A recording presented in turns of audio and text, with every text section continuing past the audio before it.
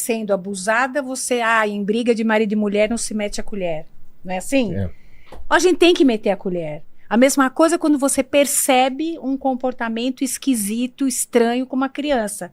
Denuncia. Por que não pode a gente... mas você não se meta na vida dos outros, você não sabe, você pode estar sendo injusta, deturpando a realidade. Na dúvida. Porque criança dá pista, dá sinais de que tem alguma coisa errada. E como dá? Sabe? Eu não sei o que é mais triste, se é a criança perceber que está sendo abusada ou achar que tá bonito fazer aquilo, que tá legal, que ela tá ajudando a família. Entende? Porque ela não tem condição de entender as consequências daquilo. Ela não tem. Sabe? O córtex pré-frontal de uma criança de 12 anos, ela tá imaturo. Sabe? Ela não tem condição. Não vai discernir. E ela quer acolhimento, ela quer pertencer. O que acontece? Por isso que eu falo, eu comentei, que tem que ser uma coisa ampla. Sim. Né? Não adianta, que nem a doutora Luana comentou, não adianta ser só em casa, né? Não adianta ser só na escola. Tem que ser a sociedade como um todo que tem que tentar mudar esse... até um padrão criminoso. Sim. Né? Tem que tentar mudar esse padrão, botar consciência nas pessoas entre o certo e o errado. Então, eu acho que é um trabalho de educação, orientação, de cobrança, que seja divulgação, né? De toda essa matéria, tá? Que deve ser estendida, tanto às crianças como pais, parentes, e que a doutora falou no Japão, onde toda a sociedade cuida. Aqui uma criança de 8 anos, 9 anos, uma menina bonitinha, vai ter aquelas pessoas, nossa, que delícia. Não vai ter, de repente, olhar assim com o intuito de proteção. Sim. Né? Vai sentir um desejo ou atração para com aquela criança. Que é um absurdo. Eu acho que quanto mais vulnerável está sendo, parece que mais atrativo. Mas eu acho que aí até um problema do ser humano. É que é difícil, vamos dizer, na minha posição, eu não olho uma criança de 12 anos, pode ser, nossa, que linda essa criança, mas não tenho desejo. Mas é uma criança, né? É uma criança, eu não tenho o desejo, tá, de ter alguma relação, de beijar, de tocar. Eu posso falar, nossa, que menina linda, mas pelo aspecto físico dela, que eu acho que é muito diferente de eu sentir uma atração, se eu sentir um desejo por aquela criança. Isso aí é quase que dentro de uma forma quase que doentia, essa necessidade é uma pedofilia, é uma parafilia. Uma parafilia, mas isso aí o ser humano tem que ser cuidado, o ser humano tem que ser orientado, o ser humano tem que ser colocado freios. Mas a objetificação de uma mulher começa muito antes disso. Começa na dancinha que a criança faz na internet, começa na cobiça dos homens olhando aquilo. Você entende? Mas a gente precisa cuidar de tudo que filho faz, ficar de olho. Mas o que acontece? Tá a criança até antes dessa idade, com 6 anos, 7 anos, nossa, dança aí pra ver. A menina então. tá rebolando, tá empinando a... Que a gente vê as danças como são, porque os ídolos fazem isso, elas copiam. Mas tem que ter um crivo, Tem que ver o que o teu filho está vendo, o que a sua filha está fazendo na internet, nas redes sociais. Sabe, precisa haver um pouquinho mais de atenção, e aqui não é culpar pais, não é nada disso, a gente não tem culpa, a gente tem que ter mais foco nos filhos, né, no que eles estão fazendo, ao que eles estão se expondo, que conteúdo eles estão consumindo, né? Hoje em dia os pais trabalham, ninguém quer culpar ninguém, mas a gente precisa chamar a atenção dos pais um pouquinho mais para os filhos, precisamos prestar mais atenção. Sim. Deixa eu chamar a Luana também, que ela tem um compromisso, então a gente se despedir. Luana, quer completar alguma coisa com o assunto? E obrigado demais pela sua presença, que eu sei que você também tem compromisso aí, é contigo. Milela, só agradecer mais uma vez todo mundo que está aqui presente. Muito obrigada aos alunos da Parabelo que vieram também assistir a aula, que eu ia comentar, né, exatamente sobre esse distinguish do STJ, só para deixar claro para o público. A gente tem uma súmula, tá? Uma súmula é algo que tem um precedente, eu acho que qualquer coisa salada pode explicar. Ela deixa um precedente que deve ser obedecido pelos tribunais, e esse precedente dessa súmula, ela diz que o menor de 14 anos, independente do seu passado, do histórico sexual, independentemente de consentimento, o sexo, né, a conjunção carnal, ato libidinoso com ele será interpretado como estupro de vulnerável. Então, se não há abertura por meio dessa súmula, esses entendimentos copiosos que começaram desde 2023, eu tenho batido na tecla, né? Era a ministra Laurita Vaz, a sexta turma, sempre vencida no STJ, depois está sendo o ministro Rogério Schietti também na sexta turma, e a ministra Daniela Teixeira, vencida na quinta turma, ou seja, sempre vencida assim, de lavada, entendeu, o Vilela? E público que está aqui.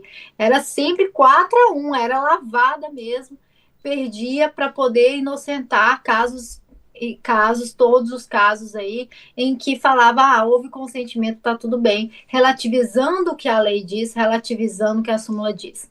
E eu acho interessante, aplaudo todos que se movimentaram pela decisão do TJ Minas Gerais, que, repito, só estava repetindo os precedentes do STJ e que a gente não pode parar, tá, Vilela? Não pode. Eu espero não ver mais nenhuma decisão nesse sentido no STJ, e eu soube de uma DPF impetrada junto ao STF para que o STF suspenda todas essas decisões do STJ e dos tribunais que vieram em cascata relativizando essa súmula, e a gente precisa lutar disso até o fim. A resposta, como disse o Salada, como diz a doutora Nay, tem que ser ampla e restrita e forte. E eu conto com todos vocês. Parabéns pela Inteligência Limitada de dar essa abertura. Parabéns, Vilela. Obrigada, Fabi. Obrigada a todo mundo. Um beijo grande. Beijo. Beijo, Ana. Obrigado, viu? Vamos continuar aqui, então. Eu vou abrir para uma pergunta do público para saber do que eles querem saber também, para a gente continuar aqui. Vamos lá, Romero. Tem a primeira pergunta aqui da Sweet Fuchi. Ela mandou aqui o seguinte, ó. É uma pergunta até um pouquinho longa, mas ela mandou aqui o seguinte. Sofri 2 abusos sexuais durante a minha infância e abuso fixo dentro da minha casa por conta do meu padrasto. Isso trouxe tantos problemas que nem sei de onde tiro forças para continuar. Sofro com ansiedade alta, síndrome do pânico, depressão e aicomofobia. Ao contar para minha família, eu fui descredibilizada e ignorada pelo meu próprio porto seguro. Agora, como o Estado pode ajudar tantas pessoas assim como eu, que são silenciadas e muitas vezes não são levadas a sério? E aí? Bem, Em termos legais, não sei dizer. em termos legais, eu não sou advogado, não sou operador de direito, tá? Mas eu acredito que o crime de violência sexual, ele não prescreve. Então, se um crime de violência sexual aconteceu hoje, daqui a 20 anos, 30 anos ficarem sabendo, isso aí é passível de pena. Tá? Então, de repente, a pessoa que foi submetida a esses maus tratos, esses abusos, essa violência, ela pode procurar uma delegacia da mulher e fazer a denúncia e pegar maiores orientações de como proceder, tá? Porque eu sei que é uma coisa que... Como é que vai provar um abuso, né? Que houve há algum tempo atrás, alguns meses, alguns anos, como que vai provar? Então, nada melhor, vamos dizer, numa delegacia da mulher, a delegada dessa delegacia, né? Vai poder dar uma orientação com muito mais propriedade, tá? Porque isso aí é o dia a dia dessa equipe que trabalha na Delegacia de Defesa da Mulher. Com certeza. Então, eu vão acredito saber orientar, vão saber dar um norte. Eu acredito que o primeiro ponto inicial é ir numa delegacia. Uhum. Delegacia de Defesa da Mulher. Aqui em São Paulo, DDM. Às vezes as siglas mudam um pouco de estado para estado. Mas aí numa delegacia da mulher. Lá vai ter uma delegada, né? uma autoridade policial que vai poder ver como proceder, o que fazer, até com muito mais propriedade do que eu, porque é o dia 10, eu garanto que tem N casos diários dessa situação. E acredito que haja um acolhimento, Com né? certeza, porque o que acontece, uma pessoa que ela venha tomar consciência de todos esses abusos, de tudo que ela sofreu, eu, eu acho que é difícil a pessoa sair sem um trauma, não sair machucada. O abuso sexual para a mulher, acho que Eu acho que é o pior é pesadelo. uma violência tão grande que aquelas mulheres que não é que elas consigam, elas superam, entre aspas, para tocar a vida delas da melhor forma possível. Mas é um fato que elas não vão esquecer nunca. Não é aquilo que de repente a pessoa esquece. Não vai esquecer. Ela E tem elas que... ficam com um registro É. da dor, que é uma dor física e psíquica ao mesmo tempo. Mas a grande maioria das mulheres que sofrem do abuso, para elas conseguirem ter uma vida, vamos dizer assim, normal, elas têm que conseguir pegar esse sentimento e guardar numa caixinha, porque não vai conseguir tirar. Mas não ela tem- pode trabalhar esse mas sentimento. então conseguir guardar, de forma que ela consiga ter uma vida normal com esse alguém, se dar bem, ter um bom relacionamento, e sem que esse fato extremamente traumatizante influencie ela numa relação legal. É nesse ponto que eu digo, porque o trauma existe, não tem como não ter. Mas tem que ter um trabalho bem, bem grande aí para ela conseguir isso, né? Sim, mas eu conheço mulheres, né, que... Se ela der sorte de pegar um parceiro compreensivo, Não, mas sabe, que entenda, que acolha os medos dela, a insegurança. Porque você imagina a dificuldade para confiar que ela tem. Sim. E principalmente, Salada, quando depois de tudo que ela passou, ainda ela é descredibilizada. A família não acredita, Sim, a família culpa, a família diz que é mentira. Então, além da queda do coice, sabe como é que é? Sim. A pessoa aí não tem para onde correr. Então tem que ter realmente muito tratamento, vá fazer terapia, tem que trabalhar, mexer nesse conteúdo, entender que ela não teve culpa, porque muito da violência ainda é imputado, o abusador ainda Sim, fala, você me provocou, e se você contar para alguém, ainda te mato, eu mato a tua família, sabe, é sem fim o trauma. É aquela história que foi a mulher que foi abusada por causa da roupa que ela estava usando. Então, Quer você dizer, pediu, você ela pediu. estava pedindo, então quer dizer, acho que acho que uma pessoa normal, antes de tudo, né, existe o respeito. Claro. Entende? Não pode ser nada forçado. Mas quando uma criança sofre abuso, Não, mas é que ela começa a achar que ela vale mais pelo tanto que ela é desejada e não tanto por ser respeitada. Porque vai deturpando, ela é muito nova para aquilo. Mas até no sentido de ser desejada. Entende? Uma criança sabe o que ela é ser desejada? Então, Entende, né? mas você veja, sofrer um trauma, uma violência sexual, esse caso que a gente está falando aqui foi uma violência, porque, né? Mas o cara foi legal, o cara deu dinheiro, o cara deu presente, o cara deu... É visto pela criança de uma outra maneira. Eu não sei o que é pior, porque ela nem detecta que aquilo é uma violência. Você entende? Sim. É complicado agora, quando é um abuso ainda mais ostensivo ainda. É traumático, 1000 cruzes, gente, 1000 cruzes. A gente tem aqui a pergunta do Steel FJM. Ele está perguntando se vocês sabem a dizer sobre as notícias, né, da criança do Maranhão que sumiram, os 2 irmãos. Eu não sei, não tenho conhecimento. Você tem? Gente, só que me mata essa balinha, né? Até onde eu tenho conhecimento, não foram localizadas, tá? Então eram 3 crianças, uma apareceu de volta, 2 continuavam desaparecidas. Meninos? 3 meninos? Não sei se agora se é 2 meninos ou um casal que está desaparecido ainda. Mas é criança pequena. Se embrenharam no meio da mata. Uma das crianças foi localizada e as outras 2 não foi. Só que é mata, entende? Na mata, que era bem ou mal, existiam animais selvagens. Uhum. Então, pode ter sido algum animal? Pode. Pode ter sido sequestrada? Pode. Não se tem informações de nada.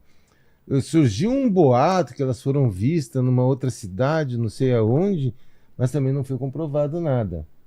Né? Então, Pequenas que idade? pequenas, 7 anos, 8 anos.